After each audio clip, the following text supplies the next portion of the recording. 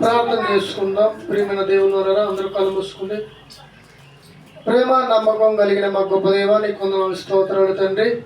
గడిచిన దినాలంతట్లోనైనా మమ్మల్ని క్షేమంగా కాపాడి ఈ ఆధారకాల సమయంలో నీ సన్నిధానంలో మేమంతా కూడుకొని నీ మాటలు వినే భాగ్యాన్ని ప్రసాదించిన నీకు వందనాలు తండ్రి. మొట్టమొదటిగా నీ కుమారుడు మరి జయశాల్ గారి ద్వారాగా మంచి విషయాలను మాకు తెలియజేశారు తండ్రి. నీ కుమారుడు వృద్ధాప్యులను తోడుగా నుండి ఆయన ద్వారా అనేక సంగతులు నేర్చుకున్న భాగ్యాన్ని ప్రసాదించండి. ఇదివరైనా రెండవ వర్తమానం నా ద్వారాగా నీ పిల్లలకు తెలియజేస్తుండగా సభ్యోచితమైన నీ జ్ఞానాన్ని దయచేయమని ప్రభు యేసుక్రీస్తు నామములో ప్రార్థనకు సమర్పించుకున్నాం తండ్రి. ఆమేన్. కూడి వచ్చిన మీ అందరికీ ప్రభు యేసుక్రీస్తు నామములో వందనాలు శుభములు తెలియజేస్తున్నాను. ప్రియమైన దేవుని వలన మరి ఈరోజు ఏర్పాటు చేయబడిన ఈ యొక్క పాఠం నిమిత్తంలో మరి బైబిల్ గ్రంథం నుంచి ధ్యానం చేసుకుందాము. క్రీస్తు నందున్న వారికి ఏ శిక్ష విధి లేదా అనే పాఠాన్ని మనం ధ్యానించుకోబోతున్నాము. క్రీస్తు నందు ఉన్న వారికి ఏ శిక్ష అనేది లేదా అనేది మనం నేర్చుకోబోతున్నాము. శిక్షల గురించి మనందరికీ తెలుసు. భూమి మీద కూడా ఎన్నో శిక్షలు వేయటం మనకు తెలుసు. మనుషులు చేస్తున్న తప్పులను బట్టి ఒక్కొక్క దేశంలో ఒక్కొక్క శిక్ష అనేది ఉంటుంది. మనుషులు చేస్తున్న ఎన్నో ఘోరమైన నేరాలు, ఎన్నో ఘోరమైన మరి పాపాలు చేయటం మనందరికీ తెలుసు. యేసుక్రీస్తు నందున్న వారికి ఏ శిక్ష లేదా అని అంటే బైబిల్ని బట్టి లేదని చెప్పవచ్చు. క్రీస్తు నందు ఉన్న వారికి అంటే క్రీస్తును కలిగి ఉండటం అనేది మనందరికీ తెలుసు. క్రీస్తును అంగీకరించడం లేదా నమ్ముకోవటం లేదా కలిగి ఉండటం అనేది మనందరికీ తెలిసిన విషయాలు. ఇంతకీ క్రీస్తును కలిగి ఉండటం అంటే ఏమిటి? యేసుక్రీస్తును కేవలము నమ్ముకొని బ్రతకడమేనా? కాదు ప్రియమైన దేవుని వలన. యేసు ప్రభువారిని నమ్ముకోవడమే కాదు, ఆయన చెప్పిన మాటల ప్రకారంగా బ్రతకటమే క్రీస్తును అంగీకరించడం, క్రీస్తునందు ఉండటం. కాబట్టి ఈ క్రీస్తునందు ఉన్న వారికి ఏ శిక్ష విధి లేదంటే లోకంలో వేసే మనుషులకు ఏమండి మరి ఎలాంటి శిక్షలా? దేవుడు వేయబోయే శిక్ష మనందరికీ తెలుసు. మనిషి చనిపోయిన తర్వాతకి వెళ్ళిపోతున్నాడే మరొక లోకం. ఆ లోకంలో దేవుడు వేస్తున్న ఆ శిక్షను తప్పించబడడానికే యేసు ప్రభువారిని మనందరం అంగీకరించడానికి ఈ యొక్క విషయాన్ని మీకు తెలియజేస్తున్నాను. ఏమండి, ఒకసారి రోమిలికి రాసిన పత్రిక 8వ అధ్యాయము మొదటి నుంచి మనం చూద్దాం. ప్రియమైన దేవుని వలన రోమిలికి రాసిన పత్రిక 8వ అధ్యాయం మొదటి వచనంలో అపోస్తలుడైన పౌలు గారు ఒక మాటను ఉద్దేశించి ఇక్కడ రాస్తున్నాడు. ఏమంటాడు చూడండి. రోమిలికి రాసిన పత్రిక 8వ అధ్యాయం మొదటి నుంచి, కాబట్టి ఇప్పుడు క్రీస్తు యేసు నందున్న వారికి ఏ శిక్ష గాని విధి గాని లేదు. ఏమంటే మనుషులు భూమి మీద ఎన్నో శిక్షలు వేయటం, శిక్షలు విధించడం మనకి తెలుసు. ఎందుకు ఈ శిక్షలను వేస్తున్నారంటే మానవులు తప్పిదాలను బట్టే ఎన్నో భూమి మీద శిక్షలు అనేవి ప్రారంభింపబడ్డాయి. ఏమంటే మనుషులు మరి వారి యొక్క తప్పులను ఏమంటే ఖండించడానికి ఎన్ని భయంకరమైన శిక్షలు పెట్టినా కానీ ఆ శిక్షలను వాళ్ళు మరి పొందుకున్నా కానీ తప్పులు మాత్రం మానుతున్నారంటే మానట్లేదు. ఈరోజు ప్రతి మానవుడు కూడా క్రీస్తును అంగీకరించి క్రీస్తును నమ్ముకొని బాప్తిసం పొందుకొని కూడా ఎంతోమంది ఎన్నో తప్పులు చేయడం మనకు తెలుసు. ఇక్కడ అపోస్తలుడైన పౌలు గారు రోమాలో ఉన్న సంఘానికి ఏమని వస్తున్నారంటే క్రీస్తు నందున్న వారికి ఏ శిక్షను విధి లేదు అంటున్నాడు. కానీ క్రీస్తును అంగీకరించిన వారికంటే క్రీస్తులో బతుకుతున్న వారికి దేవుడు చెప్పిన మాటల ప్రకారంగా ఎవరైతే బ్రతుకుతారో వారికి ఏ శిక్ష విధి ఉండదు.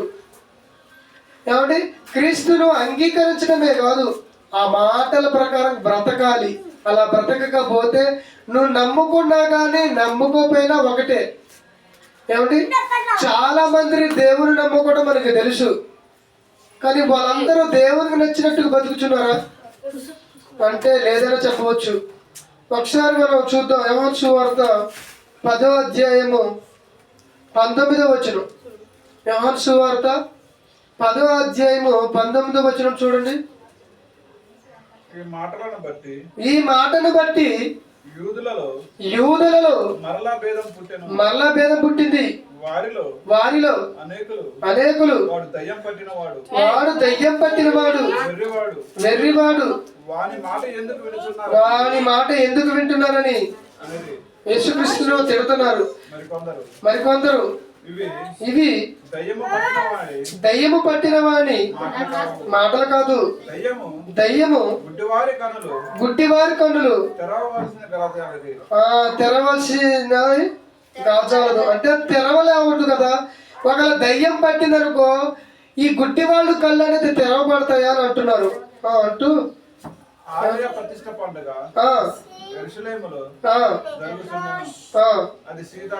అది శీతాకాలము. అప్పుడు యేసు దేవాలయములో సొలొమోను మంటపమున తిరుగుచుండగా యూదులు ఆయన చుట్టూ పోగి ఎంతకాలం మమ్మును సందేశపెట్టదము, నీవు క్రీస్తువైతే మాతో స్పష్టంగా చెప్పమని. అందుకు యేసు మీతో చెప్పినదేమనగా కానీ మీరు నమ్మరు. నేను నా తండ్రి చేయుచున్న క్రియలు నన్ను గూర్చి సాక్ష్యం ఇచ్చుచున్నవి. ఏమంటే యేసుక్రీస్తు ప్రభువారు ఈ భూమి మీదకి ఎందుకు వచ్చాడంటే తండ్రి క్రియలను జరిగించడానికి భూమి మీదకి వచ్చాడు.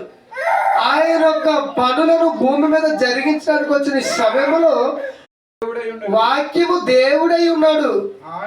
ఆయన ఆదియందు దేవుని యొద్ద ఉండెను, సమస్తమును కలిగింది. చూసారండి, సమస్తం అనగా ఈ భూమి మీద ఏది కలగాలన్నా కానీ యేసుక్రీస్తు ద్వారానే కలిగింది. ఏమంటే సమస్తాన్ని కలిగించిన యేసుక్రీస్తు మరలా ఆయన సమస్తానికి ఏం కలగజేస్తున్నాడు అంటే రక్షణ కలగజేశాడు. నిజంగా ఈ భూమి మీద ఉన్న సమస్త జనులకు రక్షణ ఏంటి అంటే యేసుక్రీస్తును అంగీకరించడం, యేసుక్రీస్తు వారు చెప్పిన ఆ మాటల ప్రకారం బ్రతకటమే ఆయన యందు మనం నిరీక్షించడం. అదే చెబుతున్నాడు ఇక్కడ యోహాను సువార్త 14:6లో యేసు నేను మార్గాన్ని అన్నాడు. ఆ మార్గంలో నడుచుకోవాలి మనం. యేసుక్రీస్తు ప్రభువారి మార్గంలో నడవాలి. ఆయన ఒక మార్గం వేసిన పరలోకానికి. ఆ మార్గంలో నడుచుకోవాలంటే ఇందాక జయశేఖర్ గారు అని చెప్పినట్టు ఇరుకు ద్వారా ప్రవేశింప పోరాడండి. అంటే యేసుక్రీస్తు వేసిన మార్గం ఇరుకు అనమాట. అంటే ఇరుకు అంటే ఇబ్బందులు పడుతూ బ్రతకాలి భూమి మీద. నువ్వు ఎన్ని ఇబ్బందులు పడతావో అన్ని ఇబ్బందులు భూమి మీద బ్రతికి యేసుక్రీస్తు కొరకు, తండ్రి అయిన దేవుని కొరకు, పరిశుద్ధమ్మ కొరకు ఉన్నతంగా బ్రతికితే అప్పుడు మనకి శిక్ష అనేది ఉండదు. అలా కాకోకుండా మనకి నచ్చినట్టుగా బ్రతికితే, యేసుక్రీస్తును అంగీకరించి కూడా మనకి నచ్చినట్టు బ్రతికితే అది దేవుడు అంగీకరించడు. కాబట్టి అప్పుడు అతను అలాంటి వాళ్ళకి శిక్ష అనేది విధించబడుతుంది. చూడండి, మరొక మాట చూద్దాం. అదే రోమిలికి రాసిన పత్రిక 8వ అధ్యాయం 34వ వచనం. రోమిలికి రాసిన పత్రిక 8వ అధ్యాయం 34వ వచనం చూడండి ఒకసారి. అక్కడ ఏమంటున్నారు అపోస్తులైన పౌలు గారు, దేవుడు వేయబోతున్న ఆ శిక్ష ప్లస్ ఇంకోటి ఏం శిక్ష అంటే భూమి మీద ఉండకుండా తీసివేసే శిక్ష. ఇక్కడ 2 శిక్షలు మనం గమనించాలి. దేవుని అంగీకరించి కూడా ఆయన మాటల ప్రకారంగా బ్రతకకపోయినా శిక్ష వస్తాడు దాని శరీరానికి. అలాగే చచ్చిపోయిన తర్వాతకి ఆత్మ కూడా శిక్ష వస్తాడు. అంటే ప్రేమ దేవుని వలన మనం నమ్ముకొని కేవలం బ్రతకటము కాదు, ఆ మాటల ప్రకారం జీవించాలి. అంటే క్రీస్తు నందున్న వారికి శిక్ష లేదు, విధి ఉండదు. అది భూమి మీద మనుషులు వేస్తున్న చిన్న చిన్న ఈ శిక్షల గురించి కాదు. దేవుడు వెయ్యబోతున్న మహాలోకములో, పాతాళ లోకములో ఏమంటే ఒక ధనవంతుడు ఎలాగైతే శిక్ష పొందుతున్నాడో అలాంటి శిక్ష అనేది మనం పొందుకోబోతున్నాం. నిజంగా అక్కడ మనం చూస్తే ధనవంతుడు దేవుడేసిన శిక్షను భరించలేక ఎలా మాట్లాడుతున్నా మనందరికీ తెలుసు. తండ్రివైన అబ్రహామా నా ఎందుకు కనికరపడము, ఎందుకు కనికరించమంటున్నాడు, అబ్రహాం గారిని ఎందుకు కోరుకుంటున్నాడంటే దేవుడేసిన శిక్ష అనేది అది భయంకరమైన శిక్ష. ఆ శిక్షలో నుంచి తప్పింపబడడం ఎవరి తరం కాదు అది. అందుకని భూమి మీద ఉన్నప్పుడు మనం ఏం చేయాలంటే ఈ శిక్ష ఆ శిక్షను తప్పించబడడానికి ఇక్కడ మనం ఏం చేయాలంటే మారు మనసు పొందుకొని దేవుని యొక్క మాటల ప్రకారం భూమి మీద బ్రతకాలి. అలా బ్రతకని వారికి శిక్ష వేస్తున్నాడు దేవుడు. ఆ శిక్ష ఒక రోజుతో పోయేది కాదు, ఒక సంవత్సరంతో పోయేది కాదు, ఒక 10 సంవత్సరాలు కాదు, 20 సంవత్సరాలు కాదు, యుగ యుగాలు ఆ శిక్షను మనం ఏం చేస్తామంటే బాధపడాల్సి వస్తుంది. కాబట్టి ఆ శిక్ష నుంచి తప్పించబడాలంటే యేసుక్రీస్తుని మనం ఏం చేయాలి? అంగీకరించాలి. చూడండి, యోహాను సువార్త 5వ అధ్యాయము 24వ వచనం చూడండి ఒకసారి. యోహాను సువార్త 5వ అధ్యాయం 24వ వచనంలో చూడండి ఒకసారి. అవుతాడు ఇక్కడ యేసు ప్రభువు చెప్తున్న మాట స్వయంగా చదవండి.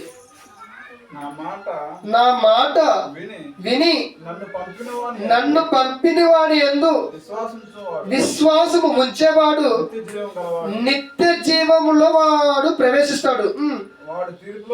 ఆ తీర్పులోనికి రాక మరణములో నుండి జీవము అనగా పరలోకమునికి దాటిపోతాడు. అంటే ఏమంటే యేసుక్రీస్తును ఏం చేయాలి అంటున్నాడు ఇక్కడ? నా మాటలు వినాలి, ముందు నా మాటలు వినాలి, నన్ను పంపిన తండ్రిని విశ్వసించాలి.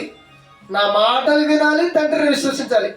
యేసుక్రీస్తుని మాటలు వింటారు కానీ తండ్రిని ఏం చేయరు? నమ్మట్లేదు.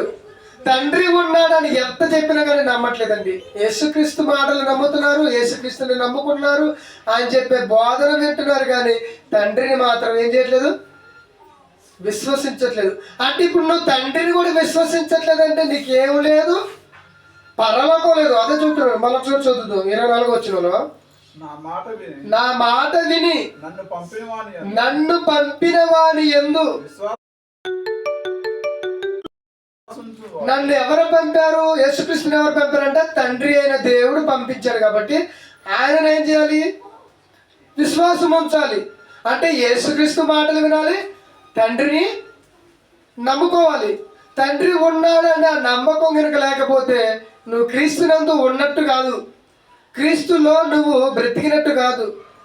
కాబట్టి నీకేం జరిగిద్ది అంటున్నాడు అక్కడ చదువు. మరలా వాని యందు, నా మాటలు విని నన్ను పంపిన వాని యందు విశ్వాసించువాడు నిత్య జీవం గలవాడు, తీర్పులోనికి రాడు.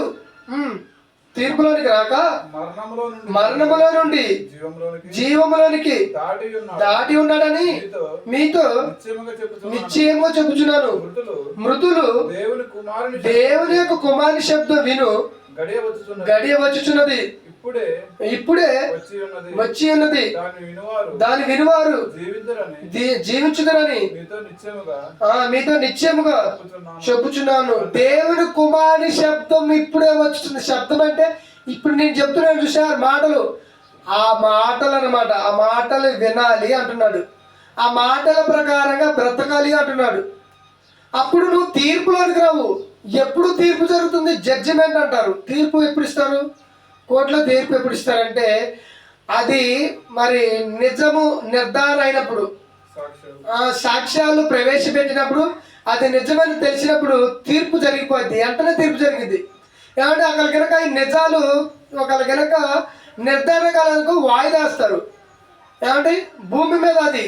కానీ మనకి దేవుడేసే శిక్ష ఏమంటే సాక్ష్యాలు మనుషులు ఇచ్చే సాక్ష్యాలు కాదు, ఆయన తీసుకునేది ప్రకృతి. ఈ ప్రకృతి సాక్ష్యాలు చెబుతాయి మానవుడి మీద. ఇదిగో ఇతను నీ కొరకు ఉన్నతంగా బ్రతకలేదు, నీ గురించి ఆలోచించలేదని ఈ ప్రకృతి దేవుడికి సాక్షి ఇస్తే ఎమ్మట ఆయన ఏం చేస్తాడంటే, ఇదిగో క్షణంలో నువ్వు మరణించబోతావు అనగా ఎమ్మటే తీర్పు ఇచ్చేసి నిన్ను పాతాళానిక పరదేశక అనేది ఆయన డిసైడ్ చేస్తాడనమాట.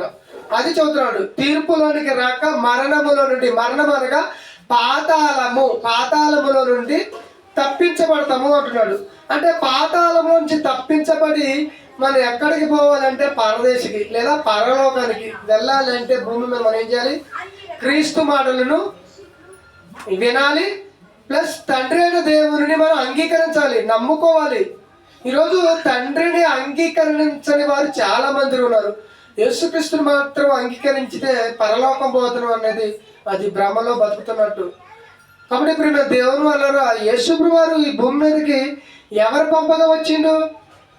తండ్రి అయిన దేవుడే పంపగా వచ్చిన ఆయన ఏమంటున్నాడంటే, నా మాటలు విని నన్ను పంపిన వారి యందు విశ్వాసం ఉంచాలి అంటున్నాడు. అలా విశ్వాసం ఉంచని వారికి కూడా ఏముంటుంది? శిక్ష విధించబడుతుంది. కాబట్టి తండ్రిని, కుమారుని, పరిశుద్ధాత్మను అంగీకరించి ఆయన చెప్పిన మాటలు విని ఆ మాటల ప్రకారం బ్రతికితే వారికి ఏ శిక్ష కూడా, విధి కూడా ఉండదు అంటున్నాడు. చూడండి, మరొక మాటను చూద్దాం ఈ సందర్భంలో. కీర్తన గ్రంథము 130 అధ్యాయం 4వ వచనం చూడండి ఒకసారి. కీర్తన గ్రంథము 130 అధ్యాయము 4వ వచనం చదవాలి. కీర్తన గ్రంథం 130 అధ్యాయము 4వ వచనం, పేజీ 522. అయినను జనులని యందు భయభక్తులు నిలుపునట్లు నీ యొద్ద క్షమాపణ దొరికింది అంటున్నాడు. ఏమంటే దేవుని యందు భయభక్తులు కలిగి నువ్వు భూమి మీద బ్రతికితే ఏం దొరికింది? క్షమాపణ దొరికింది. చాలా మందిని చూడండి, క్షమాపణ కోరుకుంటుంటారు. అవునండి, ఏదైనా తప్పు చేసినప్పుడు నన్ను క్షమించు అంటారు. ఏదన్నా పొరపాటున మాట అనుకుంటే సారీ చెబుతూ ఉంటారు. అలాగే మనం చేసిన తప్పులన్నిటిని నువ్వు భూమి మీద ఒప్పుకోవాలి, తండ్రి దగ్గర ఒప్పుకోవాలి. తండ్రి, నేను పాపిని, నా పాపాలు క్షమించు అన్నప్పుడు నీకు క్షమాపణ దొరికిద్ది. కాబట్టి ఎలాగ ఒప్పుకోవాలి? యేసుక్రీస్తును అంగీకరించి బాప్తిజం పొందుకున్నప్పుడే క్షమాపణ దొరికింది. యేసుక్రీస్తుని అంగీకరించి నువ్వు బాప్తిజం పొందుకోలేదు అనుకోండి, క్షమాపణ ఉండదు నీకు. చచ్చిపోయినాక ఆ వంతుడు పాతాళానికి పోవటమే. అదే చదువుతున్నాడు. ఏమంటాడు మళ్ళీ చదువుతాం. అయినను జనులు నీ యందు భయము భక్తి కలిగి నిలుపున్నట్లు నీ యొద్ద క్షమాపణ దొరుకును. యెహోవా కొరకు నేను కనిపెట్టుకొనుచున్నాను, నా ప్రాణం ఆయన కొరకు కనిపెట్టుకొనుచున్నది. ఆయన మాట మీద నేను ఆశ పెట్టుకొని ఉన్నాను. కావలి వారు ఉదయం కొరకు కనిపెట్టు కంటే ఎక్కువగా నా ప్రాణము ప్రభువు కొరకు కనిపెట్టుచున్నది. దేవుని కొరకు కనిపెట్టాలి. కాబట్టి దేవుడు ఎలాంటి మాటలు చెబుతున్నాడో ఆ మాటల కొరకు కనిపెట్టి భూమి మీద మనం బ్రతకాలండి. దేవుని కొరకు ఉన్నతంగా బ్రతకగలగాలి. అప్పుడు మనకి క్షమాపణ దొరికిద్ది. నువ్వు ఎన్ని మాటలు విన్నా కానీ మనం అదే ప్రవర్తన, మునుపటి ప్రవర్తనతో బతికినవనుకోండి, మనకి క్షమాపణ దొరకదు. నువ్వు బాప్తిసం పొందుకున్నా కానీ, దేవుడిని అంగీకరించినా కానీ, దేవుడి మాటలు విన్నా కానీ అదే పాత జీవితంతో భూమి మీద బ్రతికినవనుకో మనకి క్షమాపణ దొరకదు. బాప్తిసం పొందినా నాకు ఇక పరలోకం వచ్చిందిలే అనుకుంటున్నారు చాలా మంది. ఏమైంది? నీ దేవుని అంగీకరించాను, దేవుని మాటలు వింటున్నాను, ప్రతి ఆదివారం దేవుని సన్నిధానికి వెళ్తున్నాను, ఇక నాకు రాకపోతే పరలోకం ఇంకెవరికి వచ్చింది అని అనుకుంటున్నారు. కానీ అది పొరపాటు ప్రేమ. దేవుని వలన దేవుడు క్షమించాడు. ఎప్పుడు క్షమిస్తాడంటే, ఇదిగో మనం బాప్తిసం పొందటమే కాదు, మందిరానికి రావటమే కాదు, ఆయన మాటలు వినటమే కాదు, ఆ మాటల ప్రకారంగా మన బ్రతుకును సరిచేసుకుంటూ దేవుని కొరకు ఉన్నతంగా బతికితే ఇదివరకు చేసిన పాపాలు ఏదో అయ్యి దేవుడు క్షమిస్తాడు. అది దాని మాటల యొక్క అర్థం. చూడండి మరొక మాట నిశ్చయం చూద్దాం. అదే యోహాను సువార్త 3వ అధ్యాయము, యోహాను సువార్త 3వ అధ్యాయము 19వ వచనం చూద్దాం ఒకసారి. యోహాను సువార్త, ప్రియమైన దేవుని వలన ఒకసారి యోహాను సువార్త 3వ అధ్యాయం 19వ వచనం చదవండి ఒకసారి. ఆ తీర్పు ఇదే, వెలుగు వెలుగు లోకంలోనికి వచ్చింది కానీ తమ క్రియలు చెడ్డమైనందున మనుషులు ఆ వెలుగును అనగా క్రీస్తును ప్రేమింపక చీకటినే ప్రేమిస్తున్నారంట. చూసారండి, ఇప్పుడు వెలుగు అనగా వాక్యం అనుకోండి లేదా యేసుక్రీస్తు అనుకోండి. ఈ వెలుగు మన దగ్గరకు వచ్చినప్పుడు మనం ఏం చేయాలంట? మళ్ళీ ఒకసారి చదువుతాం ఈ మాట 19వ వచనం. ఆ తీర్పు ఇదే, వెలుగు అంటే లోకములకు వచ్చిన గాని తమ క్రియలు చెడ్డమైనందున మనుషులు వెలుగును ప్రేమించలేక చీకటిని ప్రేమించిరి. దుష్కారం చేయి ప్రతివాడు వెలుగును ద్వేషించును, తన క్రియలు దుష్క్రియలుగా కనపడకుండానట్లు. చూసారండి, తన క్రియలు కనపడకుండా, తన క్రియలు బయలుపడకుండానట్లు. నేను చేసిన ఈ తప్పులు బయలుపడతాయి అనేది వాళ్ళకి అర్థమయ్యి అందుకే వెలుగు దగ్గరకు రావట్లేదు. ఏమంటే యేసుక్రీస్తు యొక్క మాటలు విన్నప్పుడు మనం ఏం చేయాలంటే వాటిని స్వీకరించి ఆ మాటల ప్రకారంగా భూమి మీద మనం బ్రతకాలి. అదే ఇక్కడ యేసుక్రీస్తు మాటలో ఉన్న ఉద్దేశం. ఆ తీర్పు ఇదే, వెలుగు ఏమంటే వెలుగు లోకంలోకి వచ్చింది. ఒకనాడు యేసుక్రీస్తు వెలుగుగా వచ్చాడు, కానీ ఈనాడు వాక్యమే వెలుగుగా కనబడుతుంది మనకి. ఈ వాక్యము వెలుగు అన్నాడు ఒక్కడ. ఏమంటే ఆ వాక్యము వెలుగుగా మనకి మనం అంగీకరించి ఆ వాక్యాన్ని మనం హృదయంలో పెట్టుకుంటే యేసుక్రీస్తు వారే సాక్షాత్తు మనలో ఉన్నట్టు. ఆ యొక్క వాక్యము లేదా వెలుగు మన దగ్గరకు వచ్చినప్పుడు నువ్వు అంగీకరించలేదు అనుకో, నువ్వు చీకట్లోనే బ్రతకాలని ప్రయత్నించుతున్నట్టు. అలా చీకట్లో బ్రతుకుతున్న వాళ్ళకి శిక్ష అనేది దేవుడు ఆల్రెడీ సిద్ధం చేసి ఉంచాడు. ఎప్పుడైతే వెలుగుని స్వీకరించుతాడో, ఎప్పుడైతే వెలుగులో బ్రతుకుతాడో అప్పుడు ఆ శిక్ష అనేది దేవుడు మార్చి అతనికి ఏమంటే పరలోకాన్ని లేదా పరదేశిని ఇవ్వాలని దేవుడు కోరుకుంటున్నాడు. అనగా ప్రియమైన దేవుని వల్ల క్రీస్తులో ఉన్నప్పుడు మనకేముండదు, శిక్ష అనేది ఉండదు. ఏంటో శిక్ష అంటే ఇదిగో నరకం అనే శిక్ష, పాతాళంలో దేవుడు వెయ్యబోతున్న ఆ భయంకరమైన శిక్ష అనేది ఉండదు అంటున్నాడు. ఒకసారి పేతురు రాసిన 2వ పత్రికలో కూడా ఒకసారి వెళ్దాం. పేతురు గారు రాసిన 2వ పత్రిక ఒకసారి చూద్దాం. 2వ అధ్యాయము 9వ వచనం చూద్దాం. 2వ అధ్యాయము 9-10 వచనాలు చూడండి ఒకసారి. భక్తులను ఆ శోధనలో నుండి తప్పించుటకును దుర్నీతి పరులను ముఖ్యముగా మలినమైన దురాశలు కలిగి శరీరానుసారముగా నడుచుకొనుచు ప్రభుత్వమును నిరాకరించుచు శిక్షలో ఉంచబడిన వారిని తీర్పు దినము వరకు కావలిలో ఉంచుటకును ప్రభు సమర్థుడు. శిక్షలో ఉంచింది ఇప్పుడు మనల్ని. ఇప్పుడు మనం ఏమంటున్నాడు ఇక్కడ? భక్తులు శోధన నుండి తప్పించుటకు దుర్నీతి పనులు, ముఖ్యంగా మలినమైన దురాశ శరీరానుసారంగా నడుచుకోవచ్చు. దురాశలు ఏమంటే దుర్మార్గమైన పనులు, ఇలాంటి పనులు చేసుకుంటూ భూమి మీద బతుకున్న వాళ్ళకి శిక్షలో ఉంచినట్టున్నాడు. ఏమంటే శిక్షించడానికి యేసు ప్రభువారు సమర్థుడు అంటున్నాడు. అంటే మనకి శిక్షను విధించేది కోరు ఎవరంటే యేసు ప్రభువారు. శిక్షను తప్పించాలన్నా యేసు ప్రభువారే. చూడండి, మనం బాగా అర్థం చేసుకోవాలి. అంటే తండ్రి అయిన దేవుడు యేసుక్రీస్తుకి అధికారం ఇచ్చిండు. రక్షించే అధికారం ఎలాగైతే ఇచ్చిండో శిక్షించే అధికారం కూడా ఇచ్చిండు. ఎవరు? తండ్రి అయిన దేవుడు యేసుక్రీస్తుకి. నువ్వు భూమి మీద యేసుక్రీస్తును, తండ్రిని, పరిశుద్ధాత్మను అంగీకరిస్తే నీకు శిక్ష ఉండదు, తప్పిస్తాడు. అలాగా ఎవరైతే అంగీకరించకుండా అని చెప్పిన మాటలు అయితే బ్రతకరో అలాగనే అదే యేసు ప్రభువు ఏం చేస్తాడు? శిక్షించుతాడు అంటున్నాడు. అదే చెబుతున్నాడు. ఏమంటున్నాడు? మళ్ళీ చదువు. భక్తులను శోధనలో నుండి ఏమంటే శోధనలో కూడా తప్పించడానికి యేసు ప్రభువు మనకి సహాయం చేస్తున్నాడండి. నిజంగా మనకి ఎన్నో శోధనలు వస్తున్నాయి. వాటన్నిటి నుండి తప్పించుటకును